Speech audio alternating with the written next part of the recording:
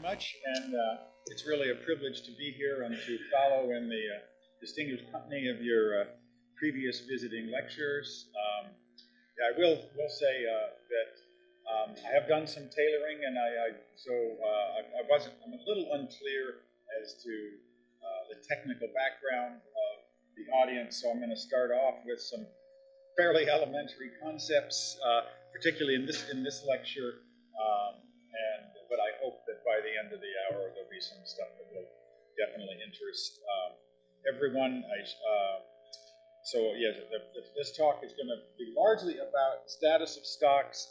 I'm going to talk a little bit at the very end about some related aspects, the environmental impacts of fishing compared to other forms of food production, and also just very briefly about a study a group of us have been doing on the impacts of bottom trawling on benthic biota, sort of the last 5 minutes or so of this talk. And then the second talk is going to be about how fisheries are actually managed, and I've got an interactive part of that. I'm hoping that I can get everybody here to actually go through a fishery they know well, and use a form that we've been using. In fact, some of you from Iceland may have been part of our sample pool on that. Tomorrow, I should say that I'm going to stick very much, certainly today, in almost a totally single species framework. I'm not going to deal with a lot of the interesting issues of ecosystem-based management or species interaction. The first lecture tomorrow will really be a survey of what we can do when you don't have the kinds of high-end data that Iceland has, and that many of the rich countries have scientific surveys, detailed catch and age data, etc.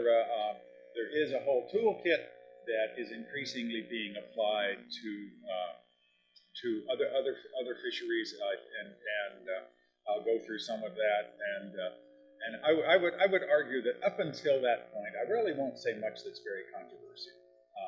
When I start talking about marine protected areas, I clearly am at odds with, I would say not with the fishery science community too much, but with the conservation community about the relative role and utility of MPAs in fisheries management. And I think that'll be the most fun of all.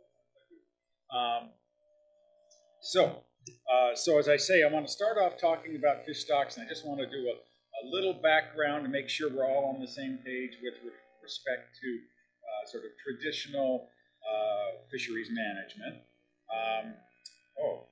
Load the spreadsheet. That's what I'm supposed to do. Okay, so let's see. How can I get to there? I'm going to get to the desktop.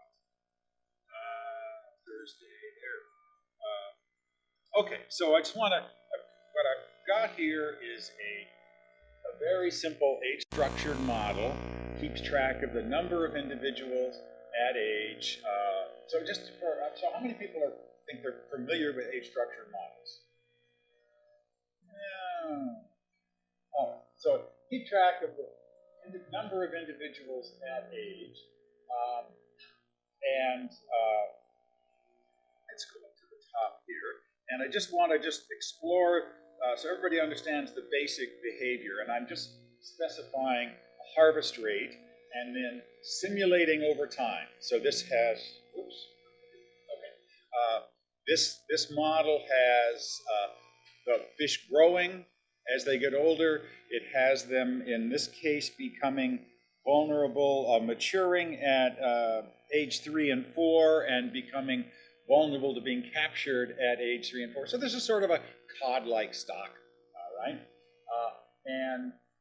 I'm harvesting it at a constant harvest rate, starting in the unfished state. And so, where's the mouse? Over there. So this is this is with a 20% harvest rate. This stock is starting out at about 2,000 tons. And then this is the unfished population, And then over time, it comes down and ends up a little under 500, in fact, 441 tons, or whatever units are all relative. And if we don't harvest it at all, if I put the harvest rate to 0, whoops, oh, you're right, that's wrong keyboard. Okay, that's 0 there. Then the population stays stable. If I make the harvest rate really high, let's say, or do you put comma in this keyboard instead of 5 like that? Okay. Then that basically drives this population to extinction or to near extinction. That's too high a harvest rate. The population won't support that kind of harvest. And then in this graph down here, I simply solve for the long-term population size, which in blue as a function of the harvest rate. So again, if you don't fish it at all, you have the highest population size. As you fish, 10%, 20%, 30%. So that's the exploitation rate on the ages that are completely vulnerable to fishing. The population gets smaller and smaller and smaller. But essentially, the harder you fish a population, the lower the long-term average stock size. Okay? And then what you see in yellow or orange is the catch at equilibrium, the long-term average catch. And you see that if you don't harvest, you don't get any catch. If you increase harvest rate, the catch rises until some point. And then as you get harvest rates higher than that maximum point, you get less and less yield until you can drive. When you drive the population to local extinction, you don't get any catch. Okay. So that's Population Dynamics 101. Now let me go back to somewhere in here is going to be my slideshow. Okay. So that's what we just saw. And from this, in basic theory of fishing, we have some standard reference points that the maximum long-term sustainable catch, which is on that axis, which is about 100, is known as the maximum sustainable yield. You can't do it and get it every year. You're going to have fluctuations, but in a simple model, we would say that's the maximum sustainable yield. The biomass, when you're getting maximum sustainable yield, which is in this case going to occur at about a 15% harvest rate, would be about here, maybe 800. So that's the biomass that produces maximum sustainable yield. And a very common way that we think about it is what's the ratio between that, the biomass when you're maximizing yield, and the biomass when you don't fish, which is about 2,000. So if that's 800, then that ratio is about 0.4. That at 40% of the unfished population size, you were getting your maximum sustainable yield, and that would be your MSY target biomass, often called BMSY. And the harvest rate that produces maximum sustained yield, in this case something like 15%, is often called the exploitation rate that produces maximum sustained yield, or FMSY, depending upon whether you're in a discrete model or a continuous model. So we've got these reference points that when I talk about the status of stocks, I'm going to do it largely with reference to BMSY, and then depending upon whether we're in a discrete or a continuous model, we talk about UMSY, the exploitation rate, or FMSY, and then MSY a little bit, although we don't usually talk about yield relative to MSY or the status of stocks. Usually status of stocks is in the is in biomass space or exploitation rate space. Okay, so what do we mean by overfishing? How many people are familiar with the distinction between recruitment overfishing and growth overfishing? Is that really familiar to not too many? Oh, well, oh dear. All right, I'm going to ignore that then. If we have yield, so again, this is a simplification. Blue is biomass, continuing declining as you increase exploitation rate. Catch increasing and declining, that from a yield perspective, anything to the right of the peak is overfishing. You're fishing harder than would produce maximum sustainable yield. And there's a lot of misunderstanding about this. A lot of people equate overfishing with driving populations extinct, and overfishing with not being sustainable. So what would happen with a population like this if you were to fish at this rate forever? You would have population size about here, you would have yield about here. It is perfectly sustainable in the sense you can do it forever, assuming the environment doesn't go away or something, you don't get ocean acidification. It can be sustained for a long time, or in fact forever. And there are many, many fisheries that have been fished harder than would produce maximum sustained yield for dozens or 100 years. The yield has been sustained. People have been employed in the fishery, so it can be sustained. It's not. So it's the problem is that you're not getting as much as you could get. But from a very technical definition, anything harder with high exploitation rate higher than the peak here would be overfishing because you're not getting the maximum possible yield. Now, when we start talking about status of stocks, we're going to discover that there are enormous number of definitions of overfishing, and I'll get into that. So, all of this is leading up to sort of the way that the fisheries science community is very commonly describing the status of a fish stock, and that's in terms of both the stock size and the fishing pressure. So this is the fraction harvested, the exploitation rate, or the fishing mortality rate. And we reference them with respect to the MSY reference points, most commonly. And so, if you could manage the world perfectly, what you would sort of like to see is the stocks clustered around that target, where you have, this is the stock size that produces maximum sustained yield, the exploitation rate that produces maximum sustained yield.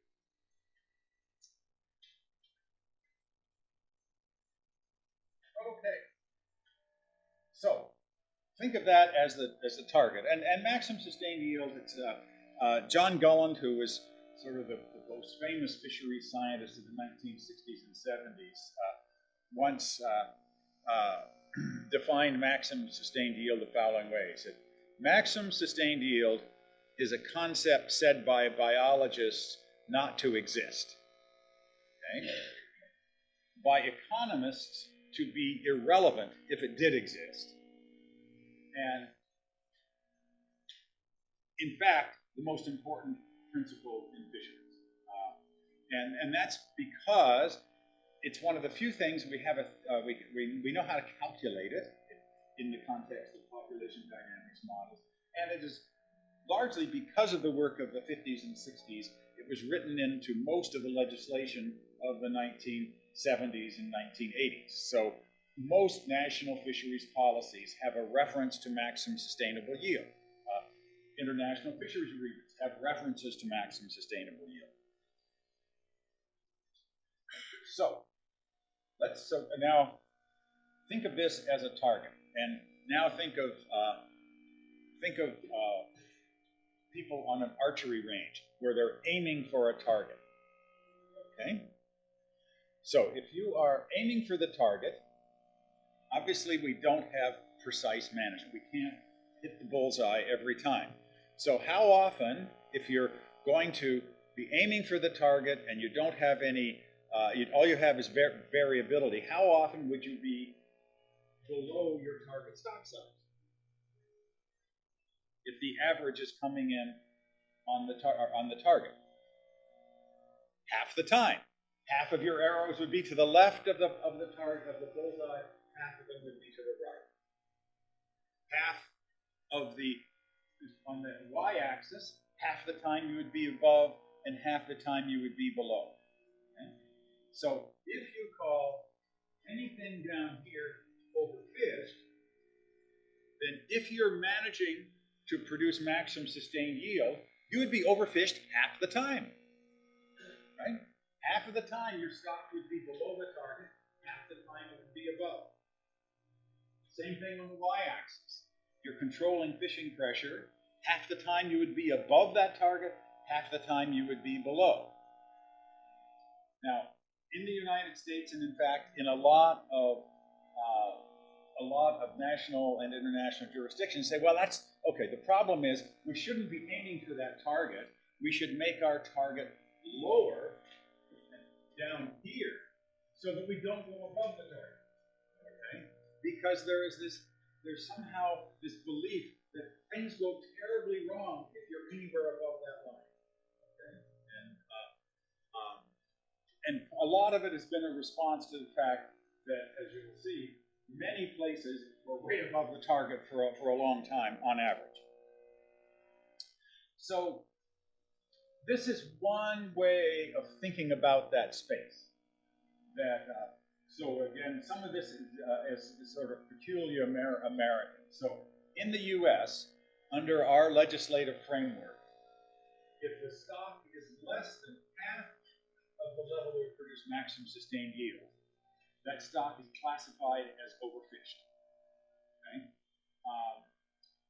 FAO, when they produce their annual, or every 2 years they produce, Sophia, they use 80% instead of 0.5.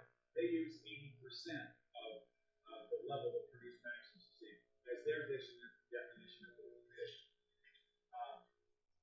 In the U.S., we have another, in the y-axis, fishing pressure, we describe anything above the level of produced maximum sustained yield as overfishing. That's the distinction between overfished, which is a biomass state, and overfishing, which is a pressure state. And in the U.S., anything over FMSY is called overfishing, and it is considered a very bad thing to do.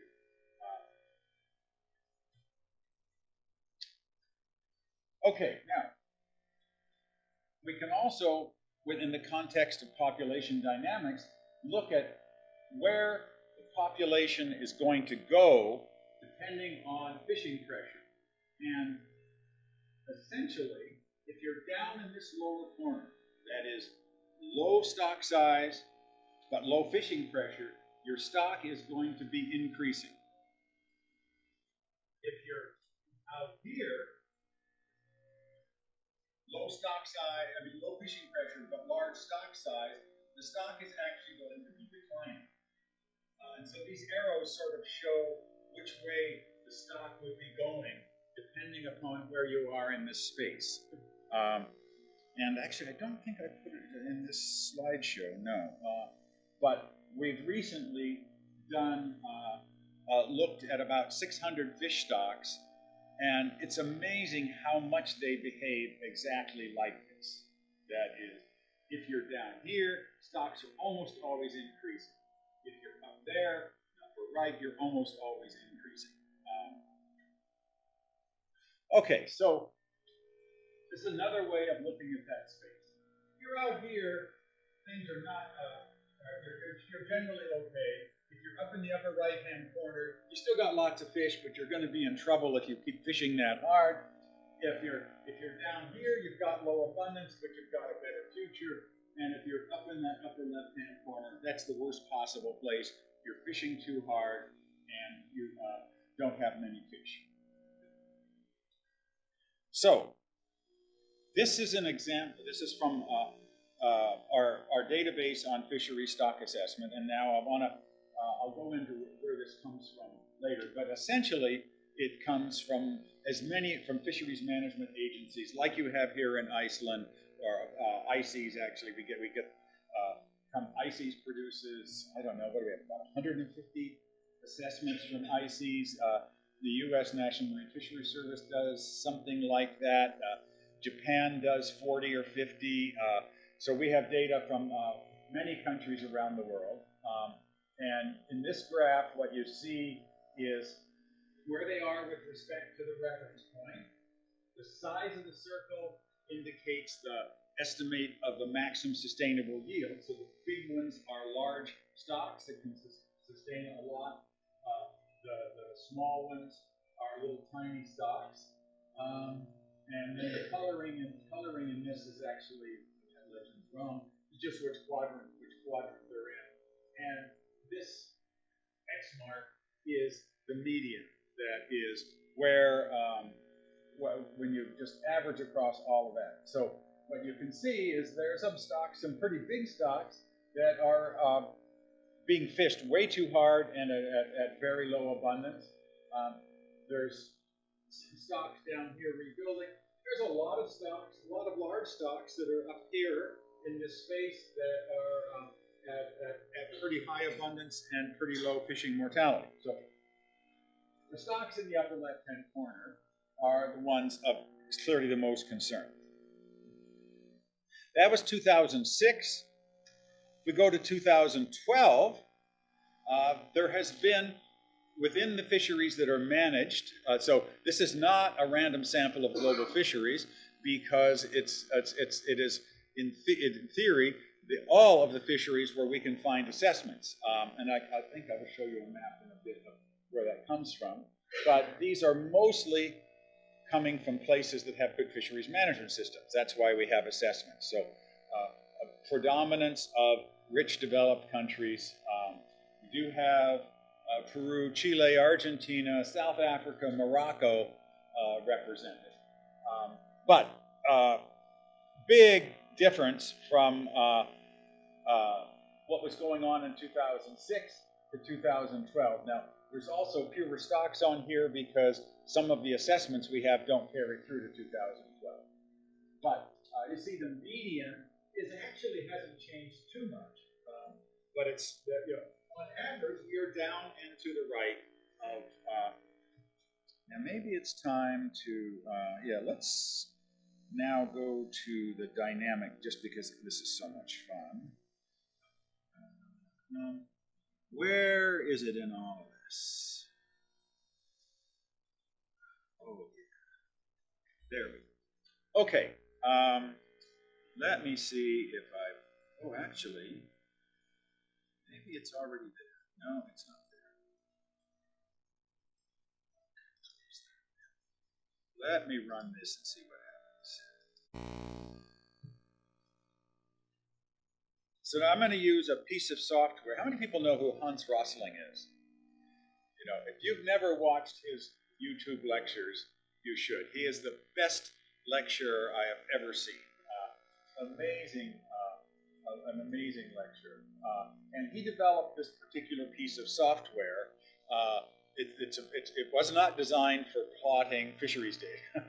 It's designed for plotting almost any kind of data. It's very powerful, but it's very easy to adapt to.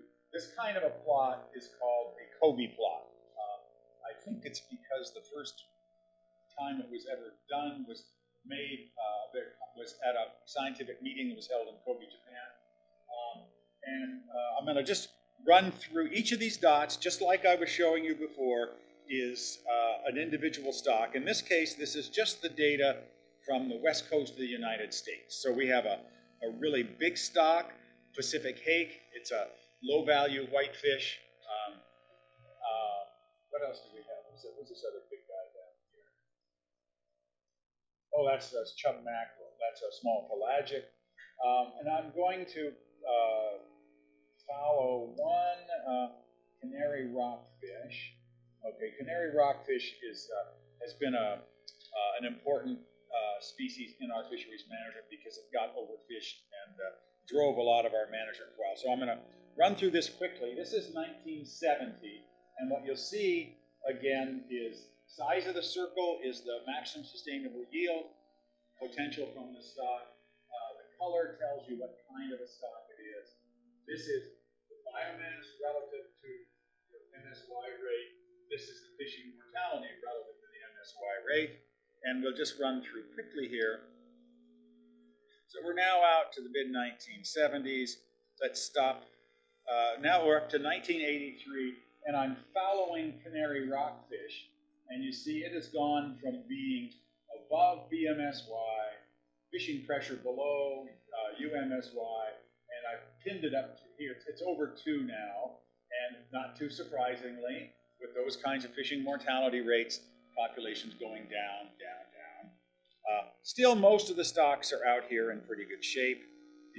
This Pacific sardine, this was a famous, one of the famous fisheries collapses of the 1950s and 60s was the sardine. You see sardine bounced up and down. It fluctuates a lot, and fishing pressure certainly. Canary rockfish is still up there. Let's go to the mid-1990s. So 1995, canary rockfish is still in big trouble. Fishing mortality rates are way too high. It's now dropped below, in the U.S. system, the magic overfished definition, which means in 1996, the law was changed. It basically said you have to stop overfishing. And we've got a number of small stocks up there, you see, that are up there at high fishing pressure. Some of them are overfished. Let me just go ahead slowly. Cool. Then the law really kicked in, and bang, you see the abundance of canary rockfish stayed the same, but they really reduced fishing pressure from well over 2 to down around 0.4. Let's just carry on. You see, by 2006, there is almost nothing above 1 on the y-axis, because that's basically what the law said. You have to reduce the fishing pressure. We've got lots of stocks with low exploitation rates now. And part of that was, in order to get the fishing pressure on canary rockfish down, we had to dramatically reduce the total amount of fishing pressure. Let's just go ahead a little bit more. Oops, what happened? Oh, went too far. Okay. Let's go all the way out here. 2006 times 7. Let's see. I can't. Okay, let's stop right there. 2010. At that point, I don't think we have anything above anything being subject to overfishing in the U.S. sense. And notice how low we got there. Basically, we got the exploitation rate down to almost nothing. That stock is now 2016. Was declared rebuilt, and but for those of you familiar with groundfish exploitation rates, the exploit that if you take the total vulnerable biomass for groundfish on the west coast of the U.S., the catch is 1% of that. That our average exploitation rate is now 1%. Well, I won't have a chance to go into why it's so low, but it's probably the least exploited mixed groundfish fishery in the world at the moment, and it's largely a policy of a function of the U.S. law. Okay, let's go back to the lecture. Okay, so what should we do? A lot of the discussion of status of fish stocks centers around the concept of being overfished. So the UN FAO Sophia report, the number almost everybody concentrates on is what fraction of stocks are overfished. But what number do you use? And I've had battles with some of my colleagues in co-authored papers about, well, what are we going to use as the overfishing definition? Anyone want to chime in on? On what? Well, it's a really tough question, and I think fundamentally it's the wrong question. Let me think about What's the next slide? No. Okay. I'll come back to that, but let's say we want to instead of talking about overfish, talk about being sustainably managed. Is this stock sustainably managed? What are ways we might measure the sustainability of the stock? The first one, and the one that is most commonly, is the biomass. Low biomass relative to where it could be is not sustainable. High biomass is sustainable. So that's how FAO does it. It's how almost everybody does it. And I will argue it's the wrong thing. Okay?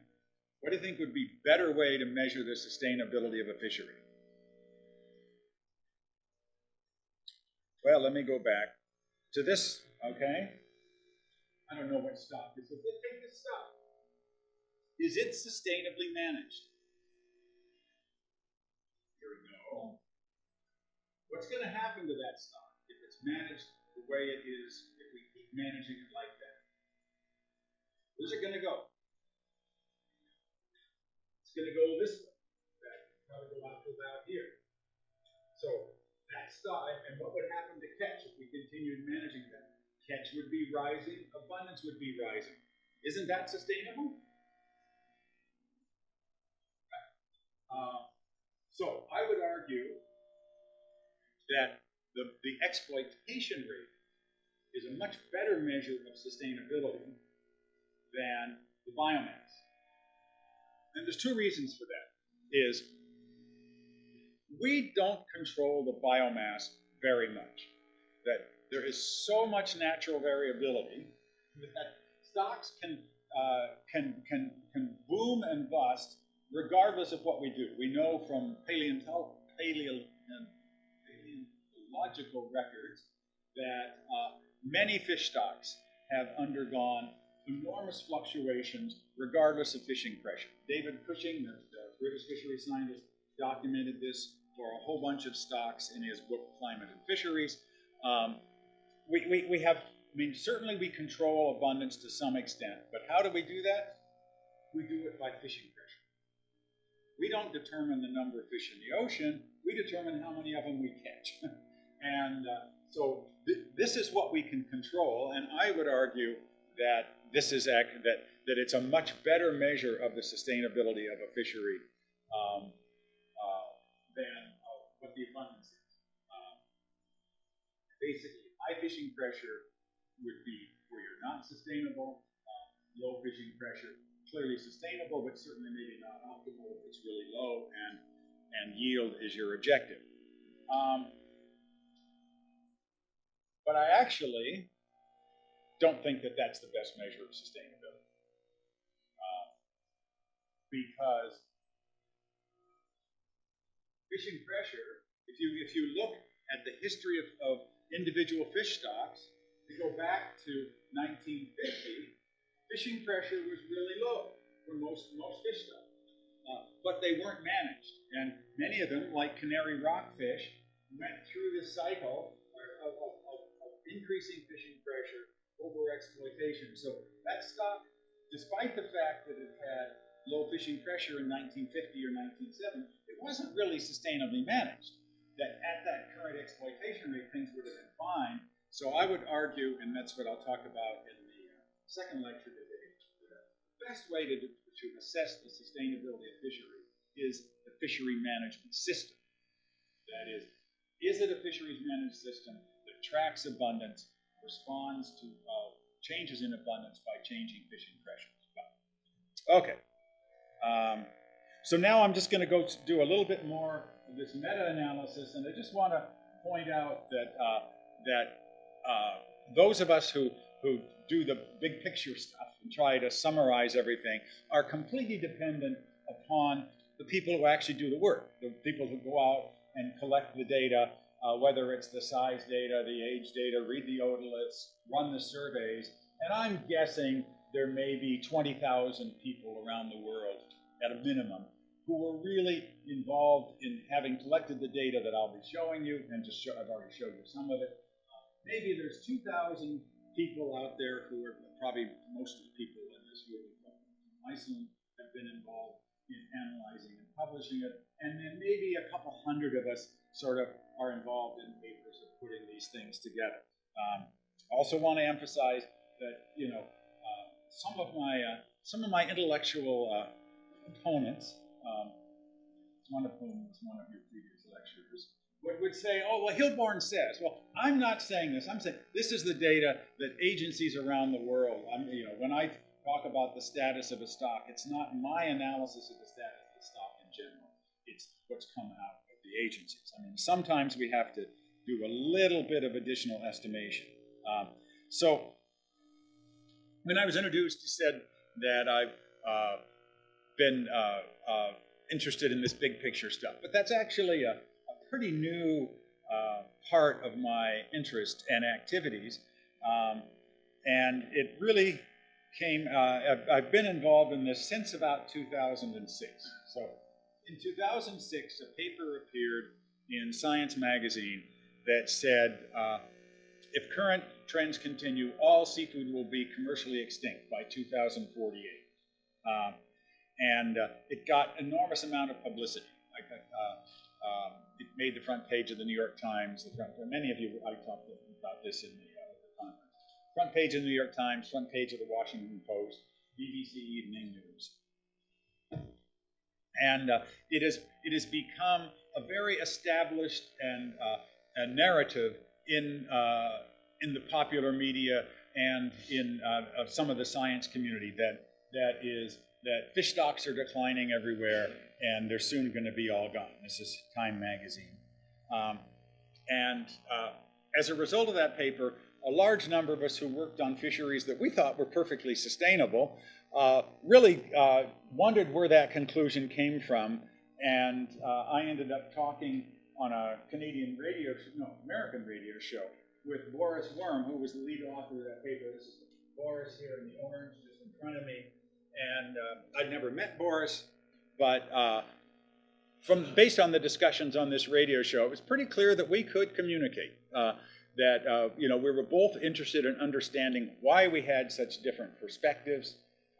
My initial thought was it was because he had always worked in the Atlantic Ocean, I had always worked in the Pacific, and there was some of that. But we ended up getting funding from the National Science Foundation to put this group together to try to understand what was really going on in the status of fish stocks. The all fish will be gone by 2048 was based on trends in catch. And Boris realized that that's really not a very good measure of what's going on in a fishery. And what we should do is put together a bunch of data on the trends in abundance. Okay, and we did that, and then we published this paper in 2009, also in Science, but not on the front page of the New York Times, where we showed essentially that for the places we had data, there wasn't a downward trend on average. I mean, some stocks went up, some stocks went down, and we were relying on two kinds of data. One was scientific surveys, one was published stock assessments, and both of them really showed stability rather than decline. And from that, we've built and now maintain a database on fisheries assessments that are, we also have the survey database, but we haven't had nearly put the energy into keeping it up to date, although Trevor Branch and Jim Thorson are doing so now. And so this is from our website, www.ramlegacy.org. We're going to have a new update within a month or two, I hope, of this. The current version on the website is probably at least 2 years old now. But it's a public database. You can go on there. You can download the data. And we even have, at least I could get some of those dynamic Colby plots are supposed to work online. I got some of them to work, but not all of them.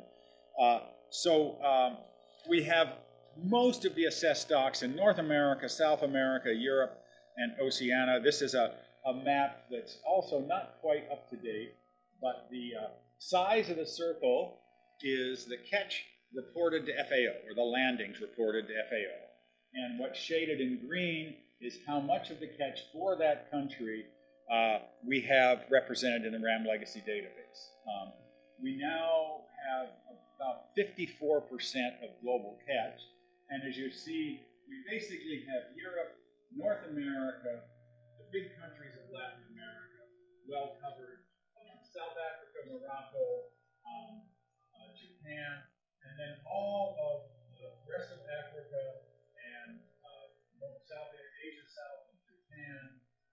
The only green we have is the high seas tuna and billfish fisheries, which we have pretty well all of those. So I'm really hoping I take advantage of being here with the participants in the course and build relationships with Africa and Asia, and as you develop stock assessments, get you to partner with us so we can include more of them in this. Okay, so I'm just going to show you some pictures of trends. This is all of the stocks we have data for. The green, they're all scaled relative to the level of produced maximum sustainable yield. This is the median. And what you see is, starting in 1950, stocks were typically well above the level of produced maximum sustained yield, and over time they were brought down and down and down, till in the mid-1990s they were just about the level on average, meaning half would be below, half would be above. Okay, so not to say that nothing was overfished. I've got some of the graphs I'll show. And then since about the mid-1990s, on average, the abundance of stocks where there are assessments has actually been increasing. Very different than the standard narrative that stocks are decreasing everywhere. This is the fishing pressure relative to the level of produced maximum sustained yield. Again, starting 1950s, 60s, 70s, 80s, fishing pressure building, factory trawlers, new sonar, all sorts of new techniques, going up in the mid-1990s, and then really coming down a lot. That's probably the most interesting thing, is how much fishing pressure has declined in many places. Now I'm just going to show you trends in biomass for a number of different places. U.S. West Coast, which is the one we did the dynamic Kobe plot. Alaska, U.S. East Coast. So this is sort of the basket case of the U.S. Really low in 1990s, but seeing a lot of rebuilding since then.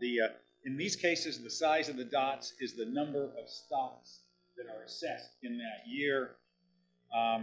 U.S. Southeast and Gulf, again, coming down 60s, 70s, then starting slow rebuild. Canada East Coast, this is the groundfish collapse of the East Coast of Canada. Some rebuilding, but not a lot. Norway, Iceland, Faroe Islands, again, starting to rebuild. Even by 1990, stocks are starting to rebuild there. European Union Atlantic fisheries, lots of assessments. A little bit, probably of all the places, the latest in really starting a rebuild program, and that can be tracked back to changes in the common fishery policy in, I think it was 2002.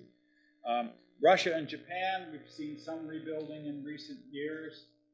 South America, nothing. They're going down, although they particularly Peru is at one horse show.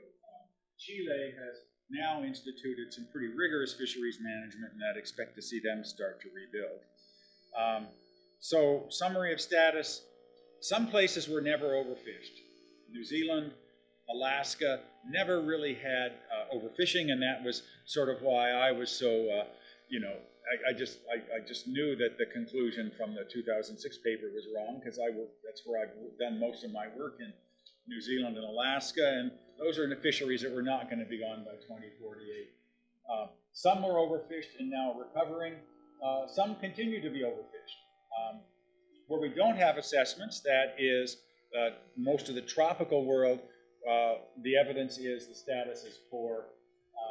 But got to emphasize that even in well-managed places, there are stocks that are in poor condition, either due to ineffective management or natural variability. That even in the best places, you've got some stocks that are in bad shape, at least in terms of biomass. I think I'm going to skip that. Okay. Here's how I think we should measure the status of fish stocks. Not by how many fish there are, but by how much potential yield we're losing. So, as I said, if you just think in terms of fishing pressure, in the US, anything above FMSY is called overfishing. But there is a trivial loss in potential yield if you are at 1.1 FMSY. The yield curves are pretty flat. You can, over quite a range of exploitation rates, you can get the same yield. So I think what we should do is calculate how much yield we're losing by our current fishing pressure. And this is from a paper that Chris Costello and I recently did on a paper on the potential for blue growth. And what you see, quite interestingly, is, so green is how much yield you would get at current fishing pressure. The size of the circle is what the potential yield was at FMSY. In red, it's how much you're losing for stocks that are fished too hard. Because remember, some stocks are fished too hard, some are fished too little to produce maximum sustained yield. Yellow is how much yield you're losing by fishing less than FMSY. And what you see for North America and Europe, non-Mediterranean Europe, is that it's almost all yellow. That is, the stocks that are overfished, and so even with, say, within the IC's assessments, there's still a number of stocks that are being overfished a lot, but they are typically pretty small stocks in terms of their potential yield. You could say, well, they're small because they're overfished. No, this is what how big what their MSY would be. In the U.S., we have the same picture. We are losing almost no yield because of overfishing. We do have overfished stocks, but either they're not being overfished by very much, or they're small stocks. Whereas in some parts of the world, that's not the picture. Now, as I said, stock assessments only cover about half of global catch. We've made attempts to estimate the status of other stocks. I am increasingly skeptical. I was one of the co-authors on this paper. This paper was, we attempted to reconstruct the abundance of fish stocks going back to actually 1950, and then we projected forward what the abundance would be under several policies. The red policy, the red and yellow are indistinguishable. That's basically under FMSY. If we were to go forward with more or less all the stocks in the world at MSY, our total biomass would stay about where we are. All right. Now I don't think we have time for that. So move on. This is from the Costello paper, the stock status over time. What fraction are yellow is fully exploited, red is overfished, brown down here is very depleted or crashed, blue is undeveloped, and green is developing. And what you see is that paper estimates that actually only about 20% of fish stocks are overfished using the U.S. definition of half of BMSY. I should say that Daniel Pauly reviewed that paper and said he thought the methods were appropriate, but he never looked at this graph, because we didn't put it in the paper. All right, I'm going to skip that. I'll just point out that 10 years ago, almost every NGO would tell you that Patagonian toothfish and orange roughy in New Zealand were icons of failed fisheries management. Both of them are now certified by the Marine Stewardship Council, which is sort of the international gold standard. And Atlantic bluefin tuna is rapidly rebuilding. I think it could probably make MSC certification if they tried to do that. So this is a graph, again, that many of you may have seen about the concept of fishing down the food chain. This is a different interpretation of what's actually happened. That what's happened is the big fish have definitely been fished down, but small fish have become more abundant. And in fact, I've been doing some work with Jeppe Kolding in Norway, and for many ecosystems, the combination of the abundance trends and the ecosystem models actually suggest the biomass of fish in those ecosystems is higher now than it was in 1950. And part of it's because you've reduced the higher level predators, which has let the lower level fish become more abundant. Maybe we'll skip by that. Well, actually, no. I guess this is too important to skip. When we talk about the status of fish stocks, do we give every stock equal weight, or do we weight things by the size of the stock? Okay. So this is just using the FAO catch database. What I've done is I've taken the average catch for each of, I believe there's about 20,000 country taxa units in the FAO, I should call it the landings database, FAO landings database. Okay?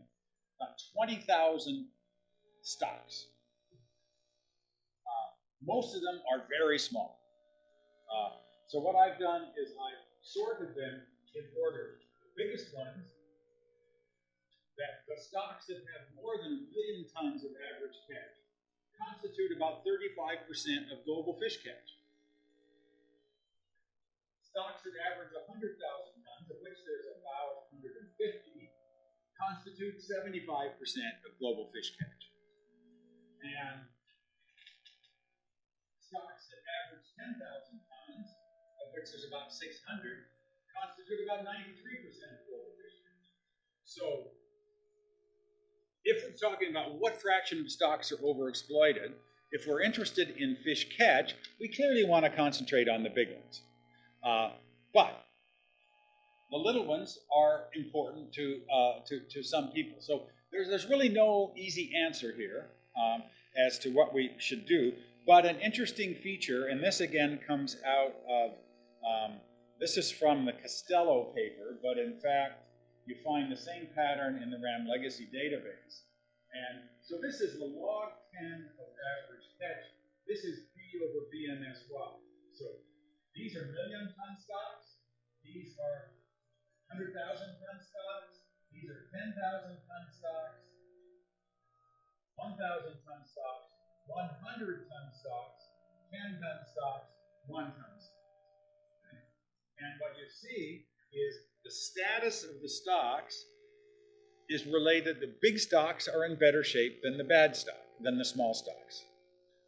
Not too surprising, because certainly in places that have fisheries management systems, we devote most of our efforts to the big stocks, because they're the ones that are economically, socially important.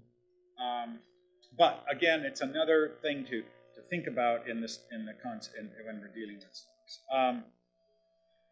So I talked about this earlier. How do we measure the sustainability of a fishery? We could do it by its abundance. That's the most common, and I believe, I would argue, the worst. Fishing pressure, better. We could just look at trends. Is it going up?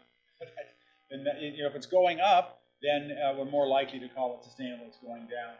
But the fisheries management system, and I will talk about that in detail in the second lecture. Let me just skip through some of this. All right, I'm going to skip that. Okay, let me close this morning by a little bit of a diversion. So I started out my academic life as a mammal ecologist, working on mice, and I got into fisheries because that's where the jobs were. But I've still kept my finger in the mammal world, and I've been fortunate since 1977 to be working on the populations in Serengeti National Park in Tanzania. Originally wildebeest, but since then I've been involved with cheetahs and lions and rhinos. And in 2010, I was working there, and this guy here, his name is Marcus Warner, and at the time he was the director of the Frankfurt Zoo's programs in Africa. And he subsequently won the Blue Planet Award last year, I think. Quite a prestigious award. I was there until January 2010. He showed me this cover of Time magazine, which was from November 2009. And it was your classic gloom and doom story about all the tuna of the ocean disappearing, which is absolutely. But he said, look, I'm a conservationist. Should I stop eating sushi? So I took him quite seriously. I said, well, Marcus, if you don't eat sushi, what are you going to eat? And he took me outside his office. This was just right outside the office. There's a road here that goes down. He says, where do you go? You go 100 kilometers down this road. Where are you? And I said, Olduvai Gorge. He said, exactly. 3 million years ago, my ancestors, this is Marcus talking about, my ancestors came down out of the trees. And for 3 million years, they have been working their way up the food chain. He said, I could not dishonor them by being a vegetarian. If I don't eat sushi, I'm going to eat beef, chicken, and pork.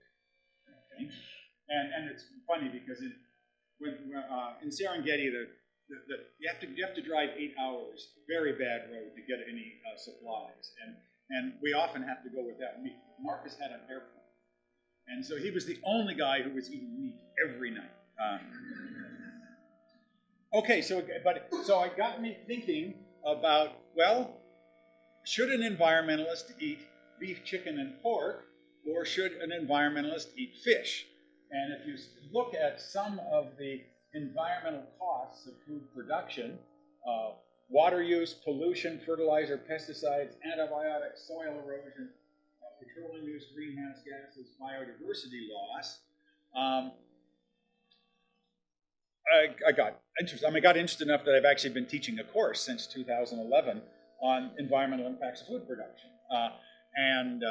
I'm also, I know a fair bit about farming because at the time I owned a farm. My son was a farmer. I mean, it's a pretty serious farm. It has 2,500 animals on it. These are dairy heifers. And when I was in university, I worked on big industrial farms. So I know a bit about farming. And I know that there's cost to farming. And I also knew that there was a literature on this. Let's see. I knew there was a literature on much of this, particularly greenhouse gases, fuel use, and I also knew that fisheries actually, at least many fisheries, looked pretty good, particularly beef. Beef and lamb are, from a greenhouse gas perspective, they're the worst because they're ruminants and they produce a lot of methane.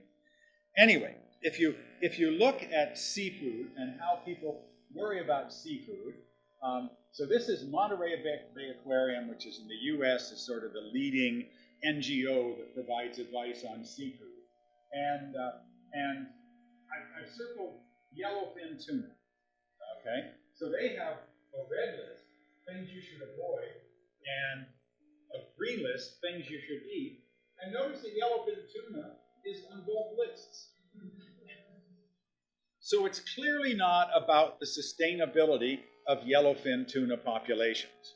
Okay, yellowfin tuna populations in general are in pretty good shape. I think the Indian Ocean, recent assessment, is not good.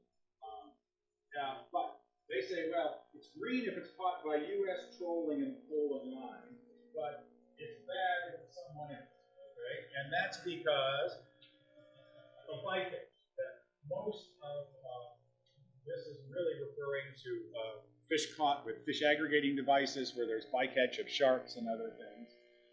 And Monterey Bay says, oh God, that's bad. You don't want to have the bycatch. It's not actually that those things are necessarily threatened, but from Monterey Bay perspective, bycatch is bad.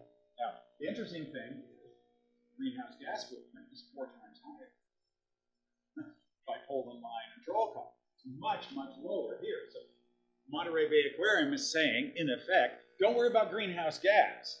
Just worry about bycatch. Okay. So this is just, we've got a paper that we're just revising that does a survey of all the published literature. And this is just, we've standardized to 1 portion of 40 grams of protein, which is about 1 serving of fish or 1 hamburger, that sort of thing.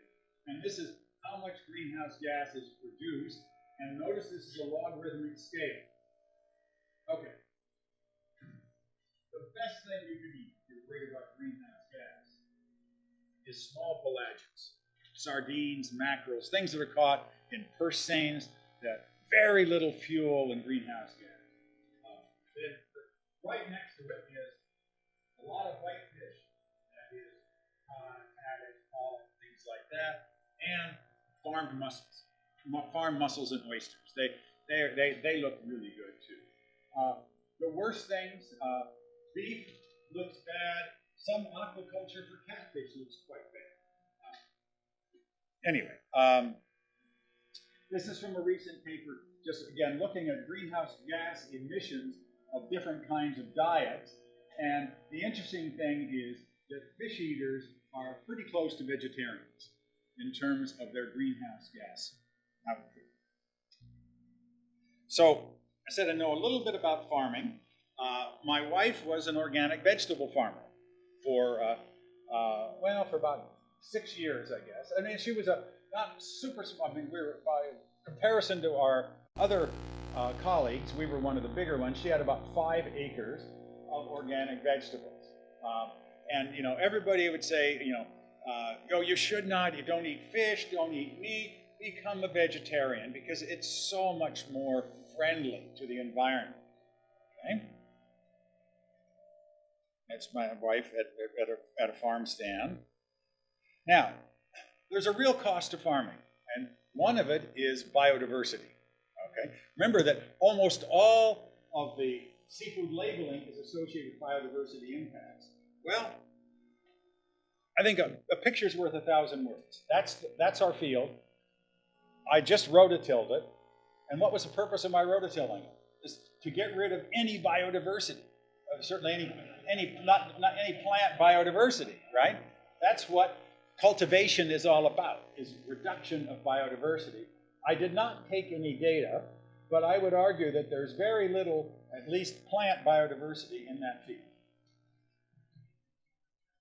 That is what that field looked like 100 years ago. Okay? It was temperate rainforest.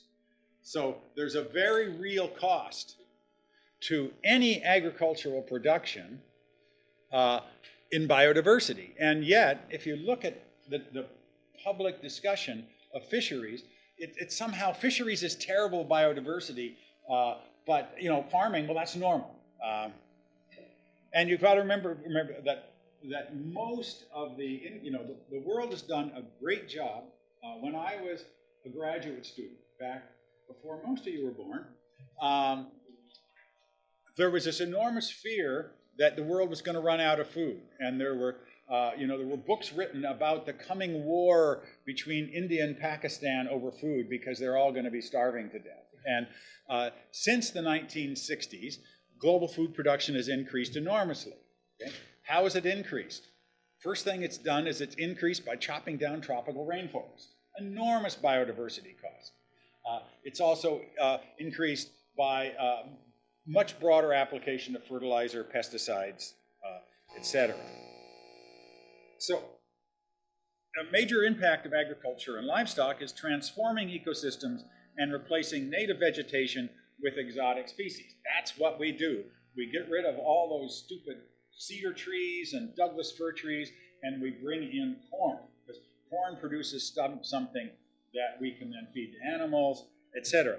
Few fisheries impact primary production, and when well managed, an ecosystem isn't transformed. In fact, there's a paper just came out by some people I know on the east coast of the US showing that the biodiversity, that is the species diversity, of the major fisheries ecosystems for which they have good data is increasing, not decreasing. You can't say that about a farm field, I guarantee you. I'm going to skip that then, I think. Yeah, so I'm running a little later. This is just a point that these are all endangered species on the U.S. Great Plains, which has been converted from a natural ecosystem to a giant wheat basket. And that's why some of us are so fat, because we can produce so much food. The buffalo are gone, wolves are gone. Okay, I'm not going to get into bottom trawling because I'm running out of time. So why don't we take a break?